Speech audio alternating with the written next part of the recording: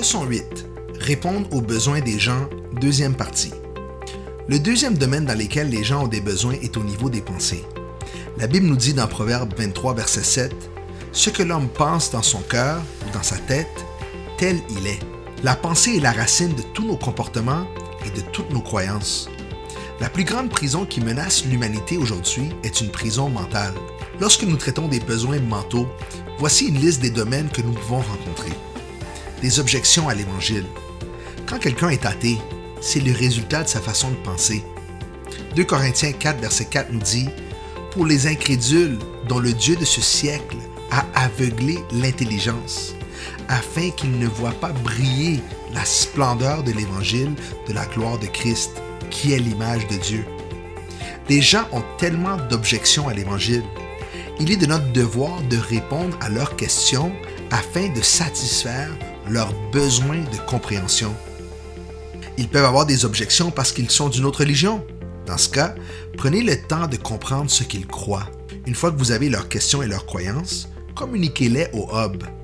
Nous vous fournirons des réponses ainsi que des outils, des messages, des audios, des livres à partager avec vos invités pour répondre à leurs objections. La paix dans les pensées. Certaines personnes n'ont pas de paix. C'est le résultat de quelque chose qui s'est produit dans le passé, de quelque chose qui se produit dans le présent ou de quelque chose qui arrive dans le futur. Quand on n'a pas de paix à cause du passé, c'est souvent dû à des regrets. Le remède au regret est de recevoir et d'accepter le pardon de Dieu. C'est souvent un sujet de discussion pour nos nouveaux croyants. Un autre problème est l'absence de pardon ou la haine. Beaucoup sont blessés et ne guérissent jamais parce qu'ils refusent de pardonner. Le pardon est un sujet que nous abordons souvent dans nos réunions maison. Et finalement, il y a les traumatismes. Les Écritures nous disent que l'onction guérit les cœurs brisés. Lorsqu'on a affaire à un traumatisme, le meilleur remède est la puissance de l'amour de Dieu administré par le Saint-Esprit. Pas de paix dans le présent.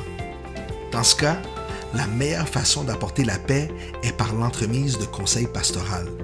Si vous ne savez pas quoi dire, faites monter les besoins de vos invités à Dieu dans la prière. Pas de paix pour l'avenir. Les gens sont anxieux à cause des situations à venir. Dans ce cas, la prière et la confiance en Dieu sont la solution. Quelle que soit la situation, voici 3 étapes faciles que chaque hôte peut appliquer pour répondre aux besoins mentaux. Numéro 1, écoutez. Lorsque vous vous intéressez sincèrement aux gens, ils s'ouvriront à vous. Lorsque vous êtes dans cette étape, il n'est pas nécessaire d'avoir à fournir des solutions. L'écoute crée un lien et les gens reçoivent de l'amour simplement parce que quelqu'un prend le temps de les écouter. Numéro 2, équipez-vous. Si vous ne savez pas comment répondre aux besoins, laissez-nous simplement vous équiper. Communiquez avec nous et nous vous fournirons les outils nécessaires pour répondre aux besoins. Numéro 3, fournissez des outils et faites le suivi. Assurez-vous que vos invités obtiennent toutes les ressources dont ils ont besoin. Assurez-vous qu'ils obtiennent des réponses à leurs questions. Et s'ils en ont d'autres, répétez le processus.